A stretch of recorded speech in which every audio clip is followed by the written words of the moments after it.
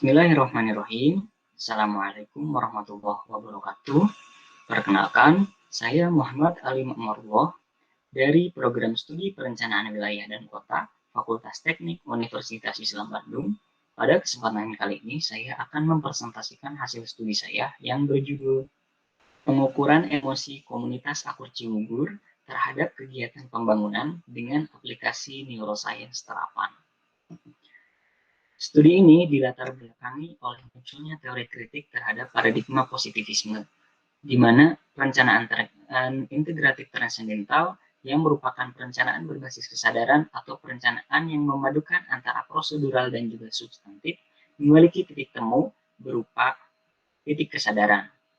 Menurut Goleman, titik kesadaran ini merupakan bagian dari kecerdasan emosional. Seringkali kita melihat kegiatan pembangunan yang terjadi ini kurang maksimal karena pendekatan sosial belum menyentuh aspek kesadaran dan juga emosional yang berkorelasi terhadap pembangunan. Pada studi ini kita meneliti komunitas Akur Cibubur yang memiliki nilai luhur berupa cara ciri manusia dan cara ciri bangsa yang mereka implementasikan dalam kehidupannya sehari-hari. Adapun fokus penelitian pada studi ini ingin meneliti seperti apa kondisi emosi masyarakat Akur Cibubur terhadap pembangunan serta bagaimana kondisi emosi mampu mempengaruhi kegiatan pembangunan. Tujuan dari penelitian ini ingin mengetahui pola perilaku dan kondisi kesadaran melalui pengukuran emosi masyarakat Akur Cibubur serta melihat realitas sosial dengan kondisi emosi masyarakat adat dalam pengembangan program pembangunan di Kelurahan Cibubur. Adapun manfaat studi ini diharapkan mampu mengisi kelemahan pendekatan perencanaan yang belum mempertimbangkan persepsi masyarakat melalui emosi sebagai salah satu aspek dalam proses perencanaan wilayah dan kota.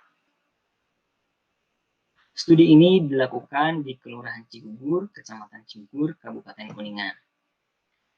Peneliti dalam melakukan studi ini mengacu pada tinjauan pustaka, yakni neuroscience yang merupakan ilmu memahami perilaku manusia dengan menganalisis unsur-unsur biologis khususnya otak dan juga bagian-bagian fungsi otak, di mana pada studi ini peneliti terfokus pada otak bagian lobus temporal dan juga lobus frontal. Selain itu, peneliti pun mempelajari elektroensefalografi, model emosi, dan juga pada studi ini peneliti memanfaatkan alat Muse Headband dalam merekam gelombang otak responden dalam studi ini. Metodologi yang dilakukan metode analisis, yakni peneliti melakukan dengan deskriptif kuantitatif, adapun metode pengumpulan data dilakukan dengan wawancara, observasi, dokumentasi, dan pengukuran gelombang otak atau EEG pada masyarakat adat. Dalam melakukan perekaman gelombang otak, sebelumnya dilakukan terlebih dahulu penentuan dan juga penyusunan stimulus apa yang hendak diberikan kepada responden yang nantinya diamati.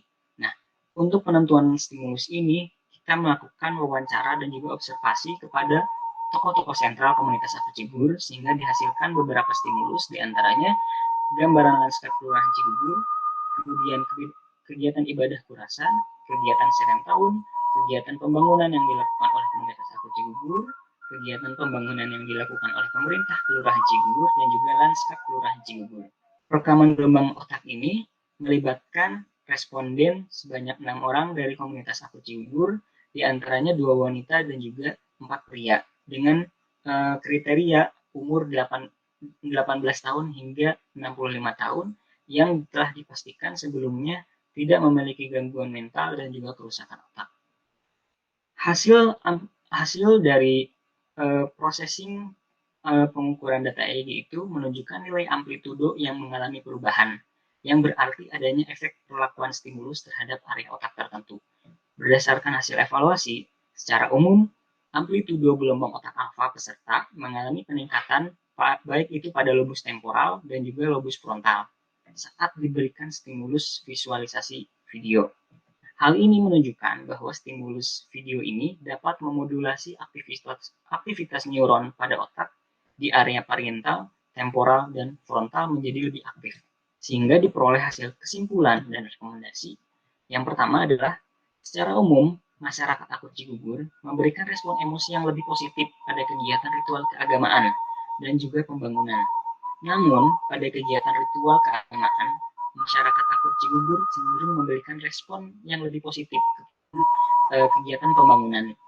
Nah, hal ini dilihat dari nilai amplitudo gelombang otak yang dihasilkan lobus frontal dan lobus temporal sebelah kiri lebih aktif saat diberikan stimulus berupa video kegiatan ritual keagamaan, yakni kegiatan keagamaan, kurasan, dan juga serentahun dibandingkan ketika diberikan stimulus berupa kegiatan pembangunan yang dilakukan di Kelurahan Cigugur.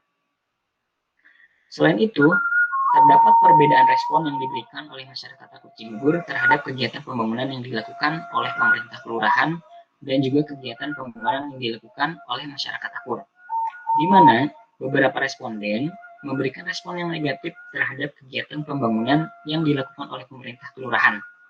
Hal ini terlihat dari nilai amplitudo yang dihasilkan. Nah, temuan ini pun dikonfirmasi melalui wawancara yang telah dilakukan, di mana memang terdapat hubungan yang kurang harmonis antara pemerintah kelurahan dan juga masyarakat akut Cigugur. Dalam studi ini menghasilkan beberapa rekomendasi, dan dari tinjauan pustaka ditemukan banyak faktor yang mempengaruhi respon terhadap stimulus yang diberikan yang sebenarnya belum banyak dibahas dalam penelitian ini, seperti metode pembangunan. Faktor ini dapat berpengaruh terhadap respon narasumber, sehingga kedepannya sebaiknya dalam penelitian selanjutnya diketahui secara detail kegiatan pembangunan yang dilakukan itu seperti apa, sehingga dapat memperoleh hasil yang lebih akurat. Demikian pemaparan hasil studi yang telah saya lakukan. Kurang lebihnya mohon maaf. Wallahul muwaffiq ila aqwamit thoriq. Assalamualaikum warahmatullahi wabarakatuh.